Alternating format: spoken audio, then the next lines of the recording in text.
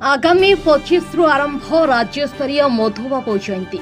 राज्यस्तरीय मधुबाबू जयंती समारोह एप्रिल 25 तारिख रु एप्रिल 28 तारिख पर्यंत हेबाकु थिबा सालेपुर साहेश्वरी मंदिर सम्मुख सालेपुर बजार पड़ियारी अनुष्ठित हेबाकु जाउछि। एथिरे मधुबाबू जयंती कमिटीर पुरोधा तथा पूर्वतन विधायक प्रकाश बेहेरा, सालेपुर बजार कमिटी समस्त मीडिया सेल उपस्थित रही खोला मंचरे सांबादिक सम्मेलन अनुष्ठित होइतिला।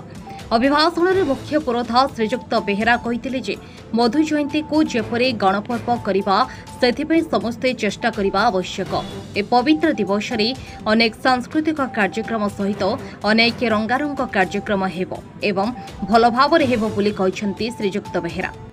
उत्कल गर्व मधुबाबू जयंती कमिटी प्रति वर्ष भली आमे मधुबाबूंकर जयंती पालन करी आसुचु। सालेपुर महोत्सव एवं सालेपुर गण महोत्सव को आमे पालन करी आसुचु 19 वर्ष धरी एवं ए वर्ष मध्य मधुबाबूंकर जयंती अत्यंत आडंबर सहकारे पालन करा जिवो एवं जहाँ जहाँ कार्यक्रम रहउतला ताको आउर केमती अधिकारु अधिका करा जाय परिबो एवं मधुबाबूंकर वार्ता, मधुबाबूंकर जीवनी एवं मधुबाबू जो विश्वस्तरीय नेतृत्व थिले तांको विश्व दरबार रे तांको सही स्थान दबा पर्यंत आमर कमिटी काम करिवो एवं एथिरे मु आज स्थानीय व्यक्तिविशेष मानक विशिष्ट व्यक्ति मानक सबु वर्गर व्यक्तिविशेष को डाकी समस्तଙ୍କର सहयोग कामना करी विगत दिन मानकर से बहुत सहयोग करिसेंती।